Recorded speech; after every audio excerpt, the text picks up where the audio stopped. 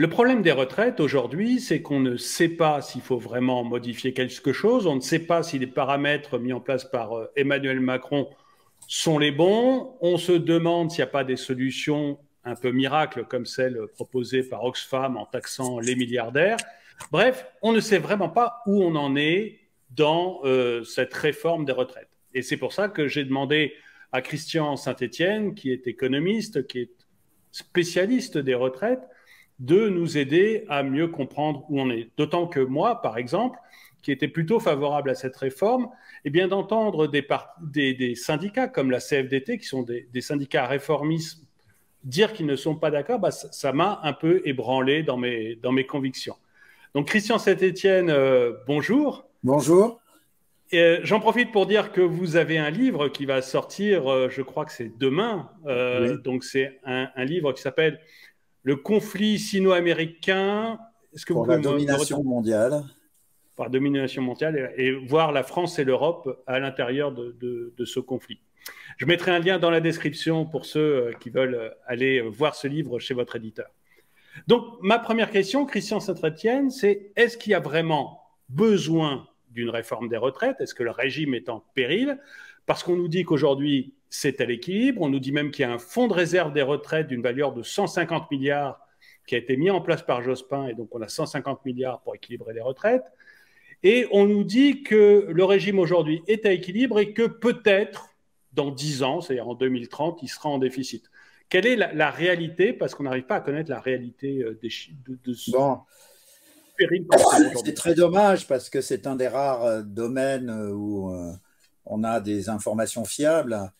Euh, Quand vous prenez le nombre d'actifs par cotisant, il était de 4 en 1960, il est de l'ordre de 1,7 aujourd'hui et il va tomber à 1,5 en 2040. On passe de 4 à 4 personnes travaillant pour un retraité à 1,5 personnes travaillant pour un retraité, sachant que les gens qui travaillent, non seulement ils doivent financer les 17 millions de retraités, mais ils doivent financer les 17 millions de jeunes. Donc en réalité, ils portent 2 générations sur leurs épaules. Donc par ailleurs, le problème avec le corps dans ses prévisions, c'est qu'il utilise des hypothèses très optimistes. Il se base sur l'idée qu'on pourrait avoir un taux de chômage qui pourrait tomber à 5%, alors qu'il est en moyenne de 8% depuis 30 ans. Et par ailleurs, une croissance qui accélérerait, alors que malheureusement, depuis 20 ans, nous sommes collés à une croissance moyenne depuis 20 ans, donc de 1%, alors que l'économie française aurait besoin d'une croissance de 2% par an pour équilibrer les comptes. Donc, actuellement, le déficit hors régime des fonctionnaires, le déficit des retraites, c'est 10 milliards par an. Et on en parle très peu, mais l'État surfinance avec nos impôts le régime de retraite des fonctionnaires à hauteur de 30 milliards par an. Donc, le déficit réel de l'ensemble des systèmes de retraite, c'est actuellement 40 milliards par an. Donc, ça fait plus d'1,5 point de PIB par an, sachant que l'ensemble des administrations publiques sont en déficit de 5 points de PIB par an. On est aujourd'hui l'État le plus en difficulté en Europe. Nous sommes le seul des 4 grands pays de la zone euro qui est frappé par ce qu'on appelle le double déficit, c'est-à-dire un énorme déficit public et surtout un déficit extérieur. Donc, quand vous avez un énorme déficit extérieur, comme celui de la France, déficit commercial, c'est que vous ne produisez pas assez par rapport à ce que les gens demandent. Et donc, c'est le reste du monde qui vous fournit des marchandises, sauf que ça accroît l'endettement extérieur de la France, qui est aujourd'hui de 700 milliards par an. Donc, il faut réduire ce déficit.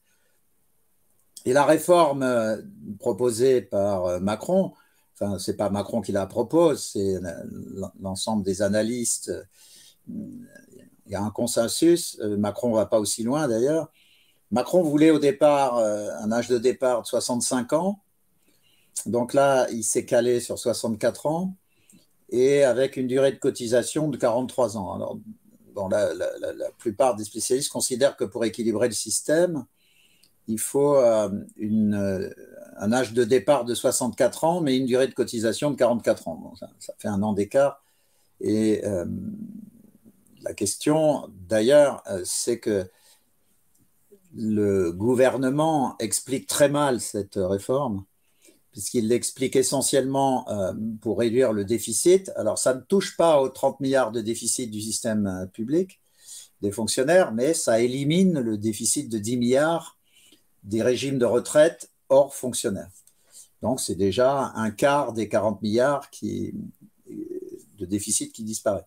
Mais surtout, là où le gouvernement pêche, je pense d'ailleurs que, c'est pas du tout de la méchanceté, mais je pense que le gouvernement ne le dit pas parce qu'il ne le comprend pas, en fait. C'est que l'allongement de la durée de cotisation ou le recul de l'âge de départ, ça augmente la croissance.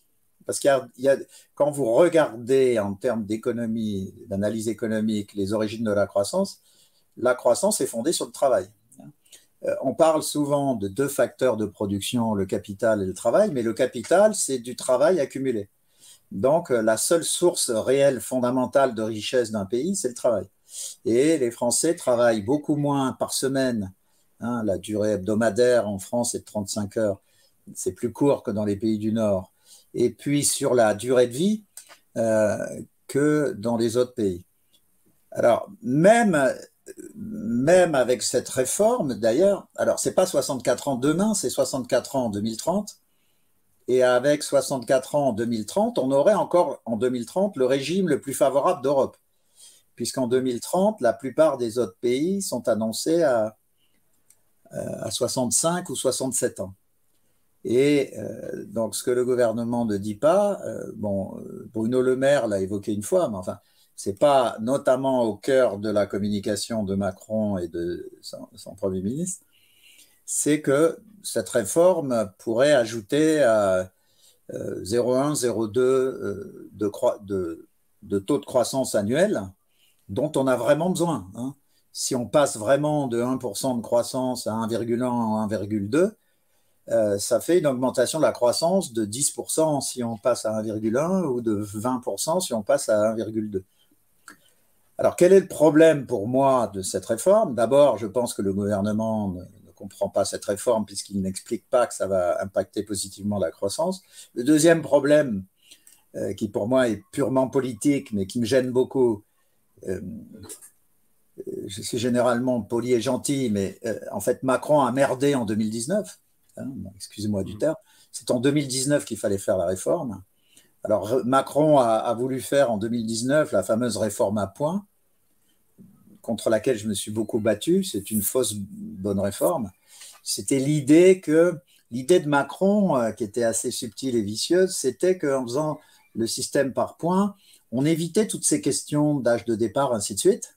Chacun accumulait des points et partait en fonction du nombre de points qu'il avait accumulés. Mais ce que Macron ne disait pas, c'est que la valeur du point allait baisser chaque année pour les 50 prochaines années. Donc, on ne reculait pas l'âge de départ, mais vous auriez eu des retraites beaucoup plus faibles après.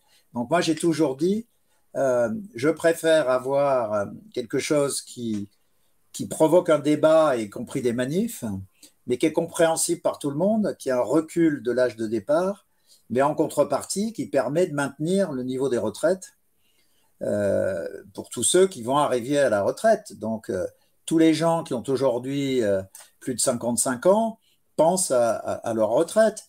Et s'ils arrivent à la retraite, alors là aussi, un point clé, le nombre d'années passées à la retraite en France, c'est-à-dire une fois que vous êtes à la retraite, combien de temps vous êtes vivant et vous recevez une pension.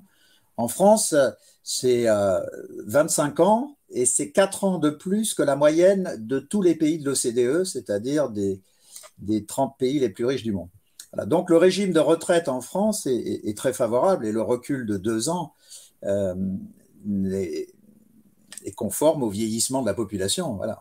On ne peut pas demander aux actifs de prendre en charge 1,5 retraités plus un jeune. Ça veut dire que chaque actif porte 2,5 personnes sur ses épaules. Ce n'est pas possible. Donc, sinon, le système va s'effondrer. Voilà. Alors, mais en même temps, moi, si vous voulez, j'ai vécu plusieurs réformes des retraites. je ne sais pas si j'en ai vécu 5 ou 6, mais et à Vous chaque avez fois, on dit aux vécu au gens, moins 3 ou 4. voilà, et à chaque fois, on dit, vous allez travailler plus vieux ou vous allez travailler plus de trimestres. Bon, moi, je m'en fiche, j'ai un métier plutôt sympa, mais il y a des gens qui ont des métiers pénibles, etc. Et en fait, et même pour des métiers comme le mien, finalement, on a l'impression qu'on va finir à 70, 75 ans, parce que j'en ai 47, le temps que j'arrive aux 64 ans, je suis sûr que j'aurai encore vécu 3 autres réformes qui vont... Donc, Peut-être est-ce 3, que mais c'est la bonne au solution? moins une. Au moins... Mais du coup, est-ce que c'est vraiment une bonne chose de faire comme ça des réformes qui sont purement paramétriques et où on éloigne de plus en plus notre âge de départ à la retraite, ce qui en plus énerve tout le monde, hein. Si aujourd'hui il y a 2 tiers des Français qui sont contre, c'est que Ouais. ça énerve tout le monde. Alors qu'on a une grande partie des Français, j'ai ici un sondage voilà, qui a été fait pour les Échos, où on voit, alors je vais le montrer parce qu'il n'est pas apparu, voilà. Il y a un sondage des Échos qui montre qu'il y a une grande partie des Français qui sont favorables à une réforme des retraites, mais ils ne veulent pas celle-là. C'est-à-dire Ouais. qu'ils ne veulent pas qu'on continue toujours à décaler l'âge parce qu'on ne voit pas le bout, en fait. C'est ça, je crois, le gros Ok. danger, c'est qu'on n'en voit pas le bout. Alors, donc moi, et la plupart des spécialistes des retraites qui malheureusement constatent que l'économie française est plombée depuis 20 ans par une dépense publique gigantesque. C'est pas en soi, là, d'ailleurs, l'importance de la dépense publique, mais c'est le fait qu'elle n'est pas efficace.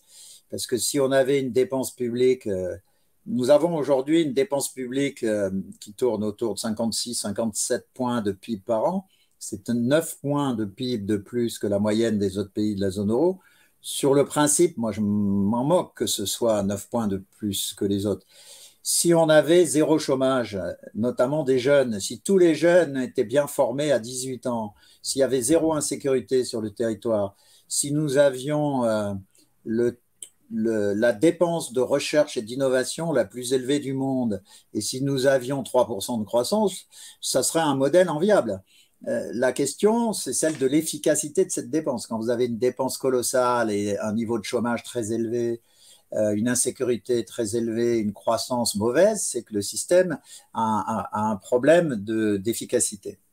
Alors, je reviens à cette question que j'ai beaucoup traitée, j'ai beaucoup écrit et travaillé sur cette question, c'est celle de la réforme paramétrique. Moi, j'ai toujours dit qu'il fallait une réforme paramétrique, mais que la réforme paramétrique, c'était un des éléments de la réforme. Alors, il y a 2 autres, au moins, éléments clés qu'il faut mettre en œuvre. Le premier, c'est de prendre en compte la pénibilité et le nombre d'enfants.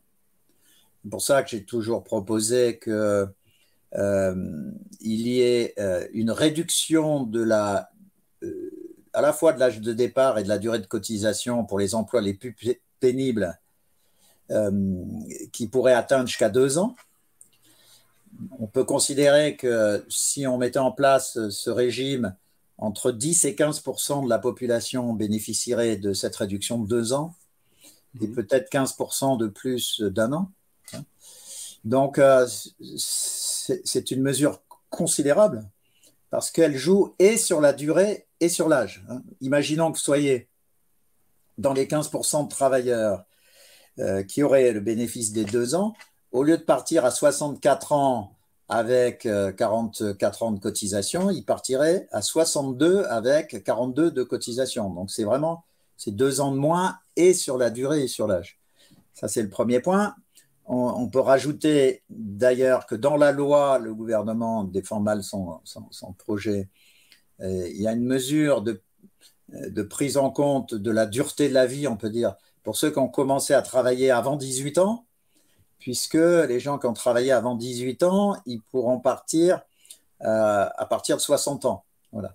Donc, il y a déjà sur la pénibilité des choses significatives. Je pense aussi qu'il faut mettre en place de manière plus précise une mesure sur les enfants en disant que les enfants vous donnent une réduction de 6 mois par enfant plafonnée à 2 ans. Donc, si vous avez 19 enfants, ça serait quand même 2 ans. Et donc, et les deux mesures, pénibilité plus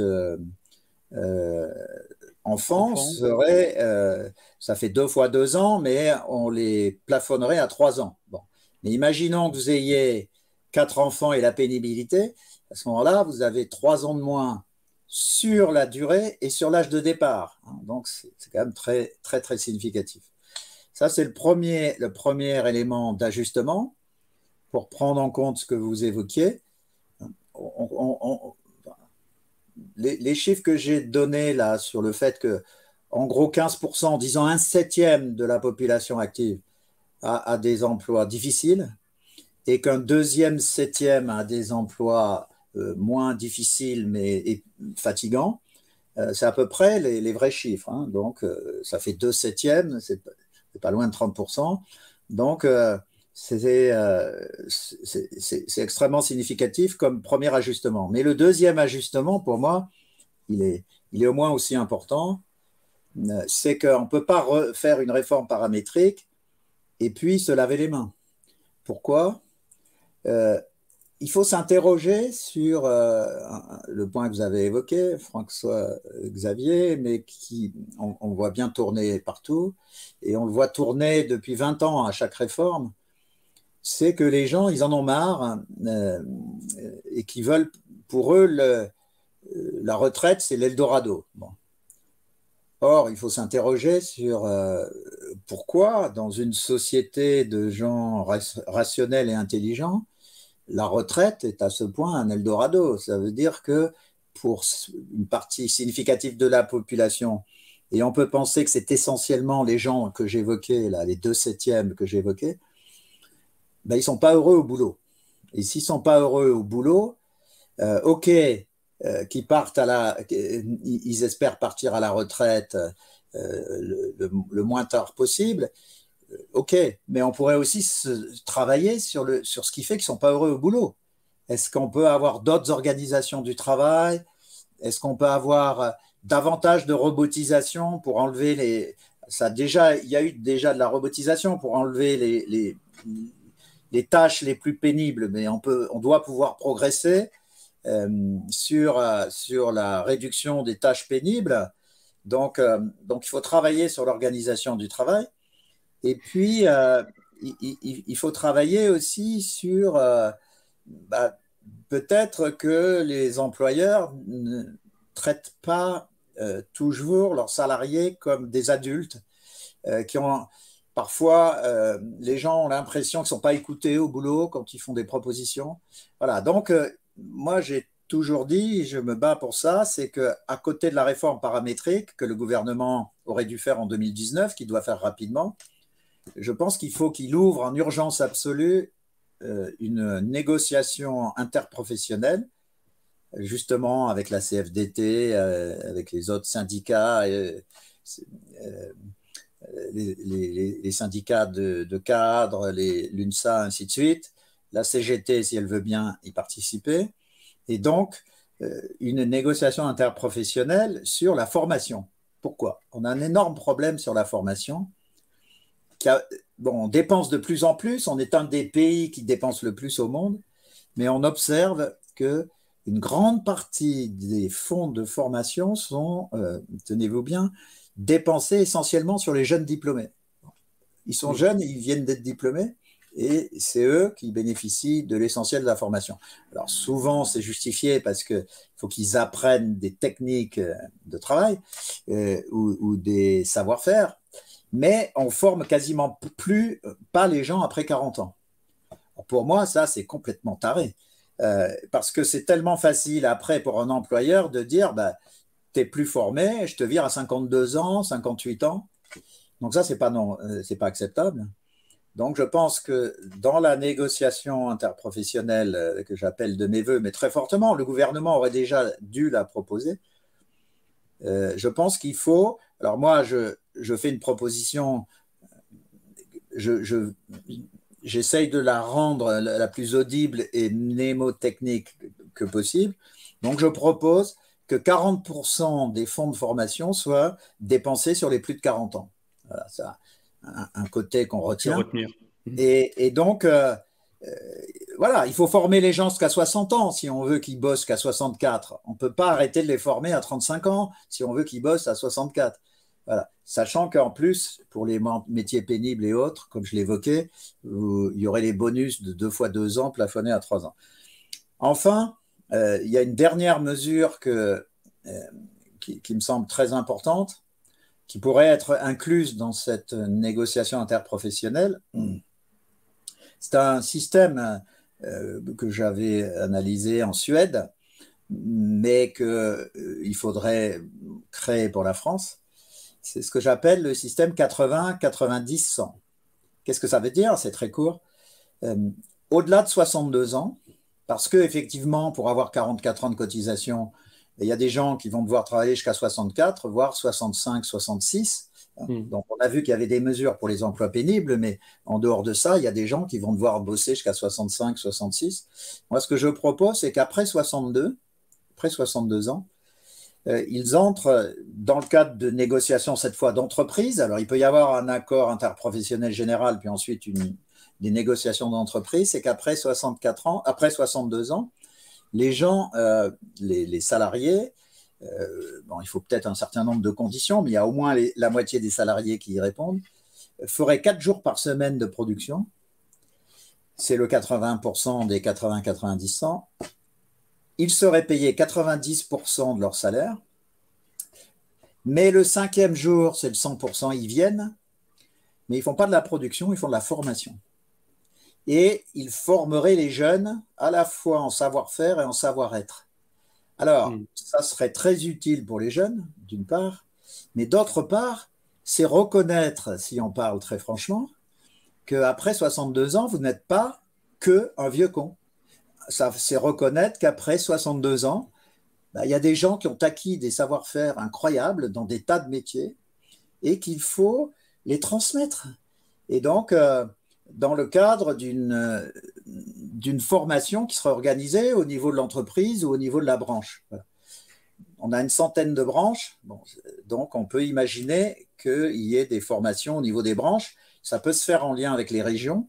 Donc la centaine de branches et les 13 régions métropolitaines peuvent travailler ensemble, développer ces formations. Donc les salariés après 62 ans, ils continueraient de produire 4 jours par semaine, mais le 5e jour, ils sont formateurs et reconnus comme formateurs parce qu'ils ont des compétences. Voilà, pour moi, ça vaut la Légion d'honneur. C'est-à-dire, on reconnaît que vous n'êtes pas un vieux con, que vous avez des choses acquises à transmettre. Et je pense que si le gouvernement proposait au-delà du paramétrique, qui me semble souhaitable, parce que sinon, comme je l'évoquais, on ne peut pas avoir les gens qui bossent porter 1,5 retraités plus un jeune à l'école. C'est pas possible, les gens vont péter les plombs. Bon. Donc au-delà de la réforme paramétrique, je pense qu'il faut une énorme négociation sur la formation et sur le système 80-90-100 que j'évoquais. Et puis, par ailleurs, il faut les mesures que j'évoquais sur la pénibilité et sur le bénéfice donné aux gens qui ont des enfants.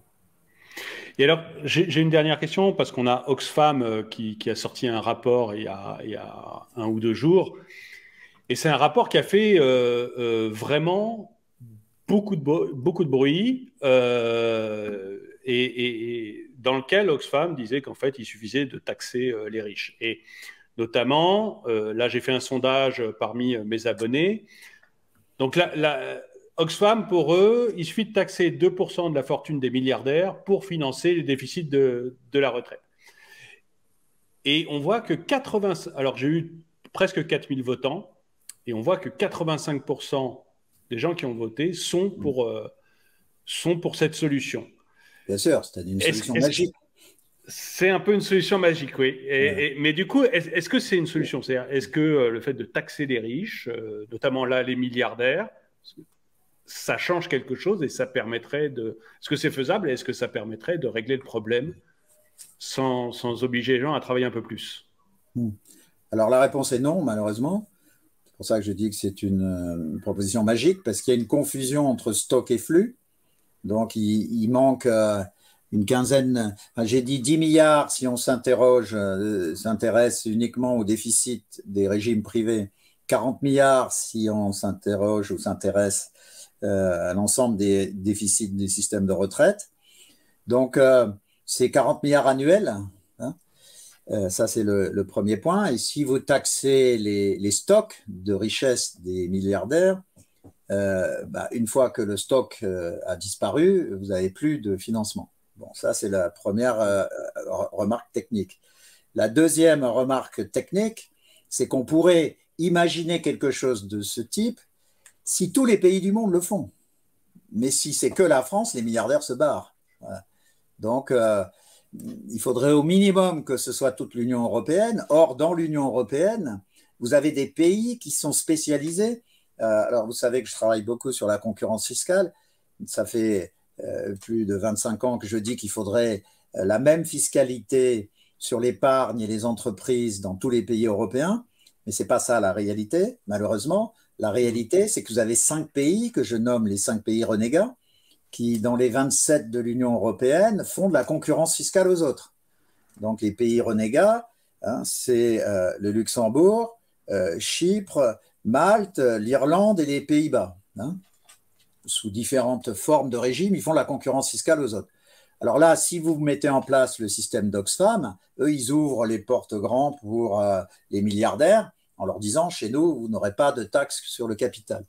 Donc, au minimum, il faudrait que ce soit une réforme mondiale. Donc, c'est totalement illusoire de faire rêver les gens sur... C'est pour ça que je dis que c'est magique. La troisième raison technique qui fait que ce n'est pas applicable, on peut regretter que ce ne soit pas applicable, mais juste, il ne faut pas mentir, il ne faut pas faire rêver à tort les gens, c'est que la fortune de ces milliardaires, c'est une fortune à 80% papier. C'est-à-dire, ce sont des entreprises qu'ils ont fabriquées. Et donc, si vous les obligez à vendre des titres, la valeur des titres va s'effondrer. Et donc, les 2%, peut-être que la première année, ça rapporte une certaine somme, mais sur la deuxième année, soit les milliardaires sont partis, soit la valeur des titres s'est effondrée, soit les deux. Voilà. Donc, c'est pour ça que je dis que sur le plan technique, c'est une proposition totalement inapplicable et politiquement dangereuse parce qu'elle fait rêver les gens à tort. Le sujet clé du régime de retraite en répartition, c'est ce que j'ai évoqué en introduction. C'est vraiment le chiffre que j'espère que les gens retiendront. C'est un chiffre public. Hein. C'est juste démographique. C'est 4 actifs cotisants par retraité en 1960, 1,5 en 2040. Voilà. Donc, encore une fois, on ne peut pas avoir un actif qui porte 1,5 1,5 actifs qui porte un retraité plus une personne au travail, une personne à l'école. Donc 1,5 actifs qui portent sur leurs épaules 2 personnes, un retraité et un gamin à l'école.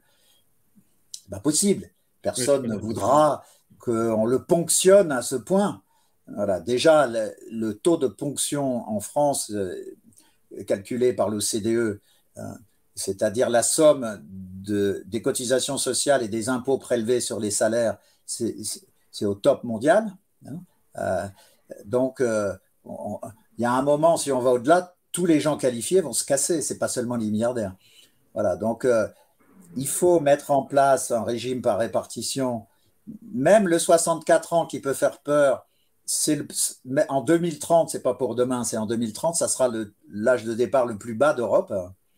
Et si en plus on met en place ce que j'évoque, c'est-à-dire jusqu'à 3 ans de réduction pour enfants et pénibilité, alors là, 61 ans avec 41 ans de cotise, c'est le système le plus favorable au monde sur le système de retraite. Voilà. Si on met à côté une formation professionnelle massivement renforcée au bénéfice des plus de 40 ans, on peut obtenir quelque chose qui soit plus compréhensible par la population. Je pense que excusez-moi, il n'y a pas d'arrogance du tout. Ça fait juste 30 ans que je travaille sur le sujet. J'ai juste pas l'impression que que le président de la République et son Premier ministre comprennent vraiment ce qu'ils disent aux Français. C'est-à-dire que j'ai l'impression que quand ils parlent sur ce sujet, ils sont en train de lire une note technique préparée par leurs collaborateurs.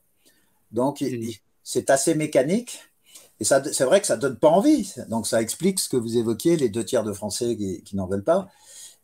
Mais si on disait aux Français ce que j'ai dit, c'est-à-dire vous pouvez avoir jusqu'à 3 ans de réduction selon la pénibilité et le nombre d'enfants, et par ailleurs, il y aura une formation massive pour les plus de 40 ans, et au-delà de 62 ans, on ne vous traitera pas seulement comme un vieux con, mais comme quelqu'un qui a un capital intellectuel et une richesse de savoir dans les mains. Si on dit tout ça, bah, les gens, peut-être, personne ne souhaite partir à 70 ans, c'est évident, mais pourront accepter plus facilement le 64 ans. Donc je pense qu'il y a un défaut de communication et de compréhension de la part des autorités publiques sur ce dossier. Eh ben, Christian Saint-Etienne, je vous remercie. Je rappelle votre livre, donc, Le conflit sino-américain pour la domination mondiale, qui sort aujourd'hui ou demain. Et puis, je mets un lien dans la description pour ceux qui veulent aller l'acheter chez votre éditeur. Et puis, à vous tous, eh ben, merci d'avoir regardé cette vidéo. Mettez-lui un pouce vers le haut, commentez-la, partagez-la. Et je vous dis à très bientôt. Merci, à bientôt.